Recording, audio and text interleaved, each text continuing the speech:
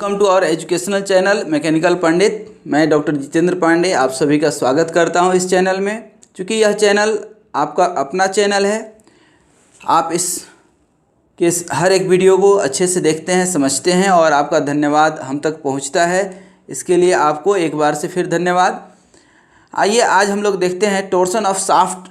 हम लोग last video में पढ़े थे और टोर्सन इक्वेशन भी हम लोग डेराइव किए थे और हमने देखा था कि इस टोर्सन इक्वेशन से कि maximum torque transmitted by solid shaft हमने निकाला था। तो ये टोर्सन इक्वेशन हमको मिला था टॉर्क अपन IP। इसको एक बार हम यहाँ लिखना चाहेंगे ताकि आपको और याद रह सके।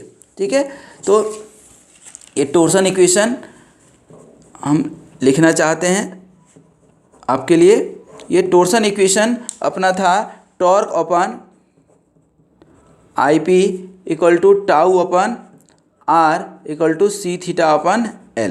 This is the torsion equation. Basically इस टोर्सन इक्वेशन में सब यूजुअल नोटेशन है। Maximum torque transmitted, polar moment of inertia, ये maximum permissible shear stress, R is radius, C is modulus of rigidity, theta angle of twist and L is the length of the shaft.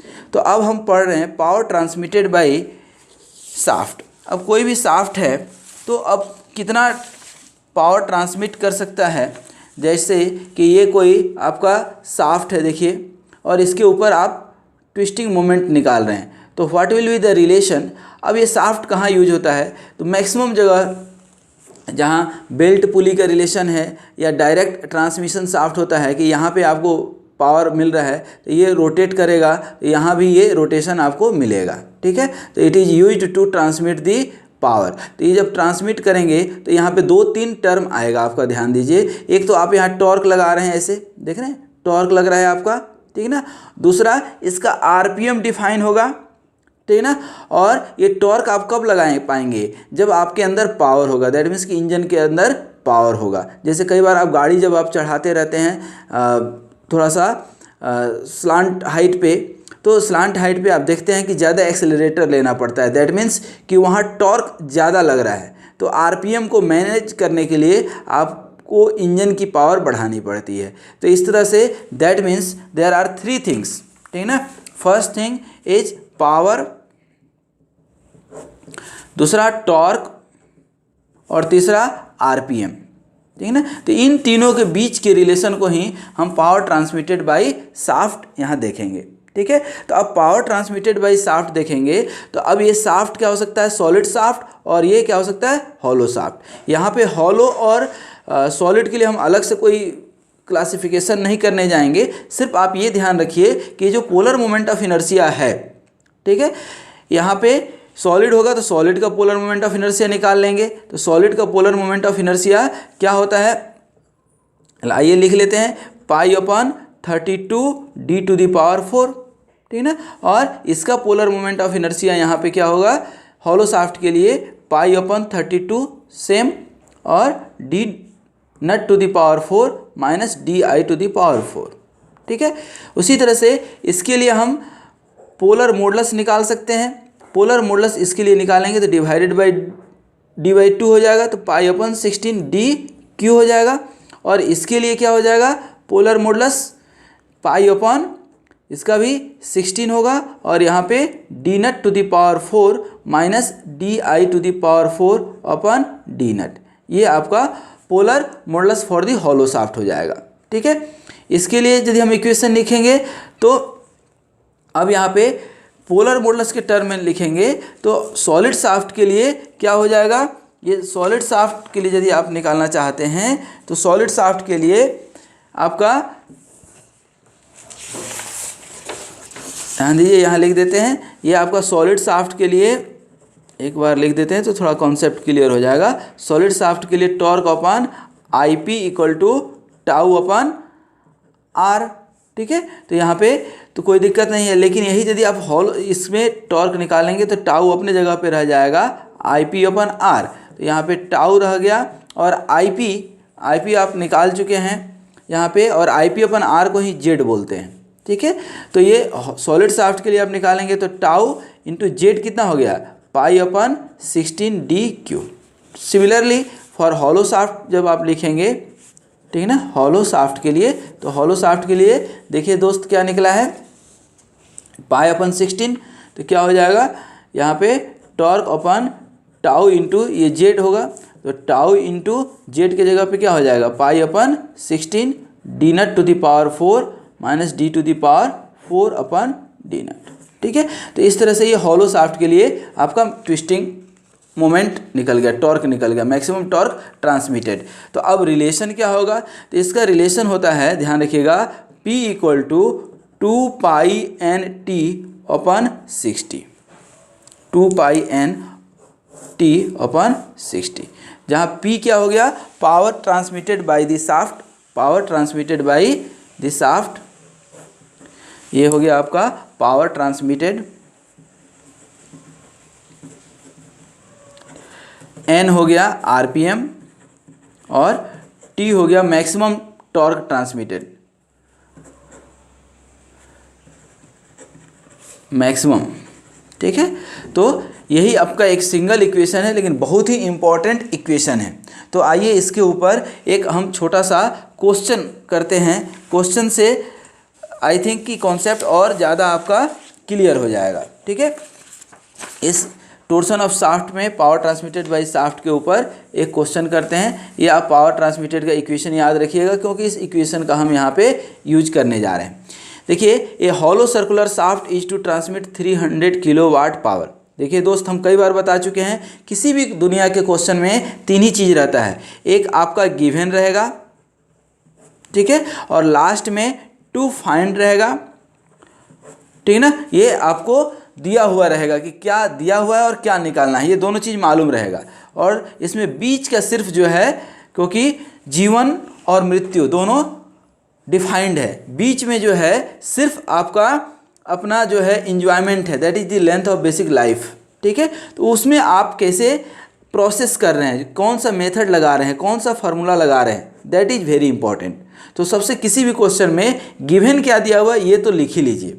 ठीक है, यहाँ भी देखिए हम लिख रहे हैं आपको गिवन क्या है, ये हॉलो सर्कुलर शाफ्ट, तो हॉलो सर्कुलर शाफ्ट, तो यही देखिए आपका हॉलो सर्कुलर शाफ्ट बना दिए। ठीक है, ये आपका हॉलो सर्कुलर शाफ्ट हो गया। ठीक है, अब टोर्सन है, तो सबसे पहले तो टोर्सन का इक्वेशन आप यहाँ लिख लीजिए।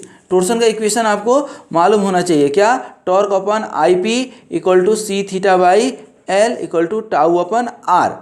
अब किसका यूज करना है, किसी भी, कभी इसका यूज कर लेंगे, कभी इसका यूज कर लेंगे, कभी इसका यूज कर लेंगे, जब जैसा ज़रूरत पड़ेगा उस हिसाब से परम्यूटेशन कम्बिनेशन हम बना लेते हैं। ठीक है, अब देखिए, ये hollow circular shaft is to transmit 300 kilowatt power, power का यूनिट क्या होता है 300, पावर का यूनिट किलोवाट है, तो पावर हो गया एट 80 आरपीएम, तो एन दिया हुआ है आपको 80 आरपीएम।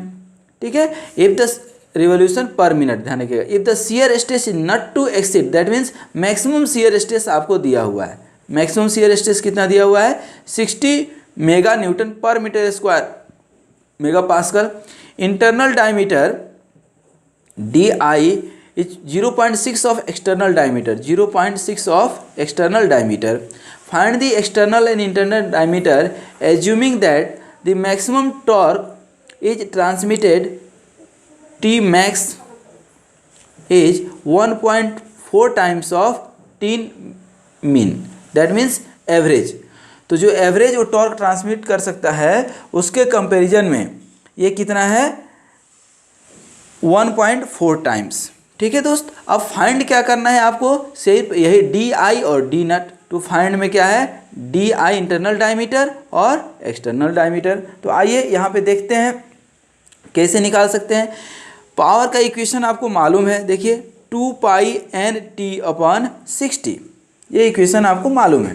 ठीक है, दैट मीन्स कि ये जो है आपका क्या निकल रहा है, यहाँ से आप निकाल सकते हैं क्या, टी यहाँ पे निकालेंगे यदि आप, ठीक है ना, टी यहाँ से एवरेज टॉर्क निकलता है, ध्यान रखिएगा। तो टी मीन जब निकालेंगे तो यहाँ पे क्या हो जाएगा आपका P into 60 upon 2 pi N, that means P दिया हुआ है 300 10 to the power 3 into 60, revolution per minute है, पर मिनट को सेकेंड में कन्वर्ट करेंगे तो डिवाइडेड बाई आपको अगेन 60 करने पड़ेंगे, ठीक है। तो 60 इंटू पाई 3.14 और n आपको दिया हुआ है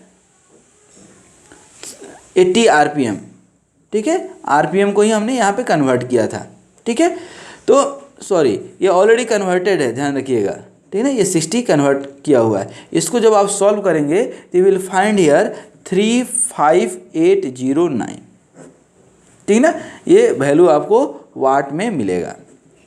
अब यहाँ चाहिए कि आपको टी मैक्स, तो टी मैक्स दिया हुआ है, T max 1.4 times of T mean यहाँ दिया हुआ है, दैट मीन्स कि 35809, ठीक ना।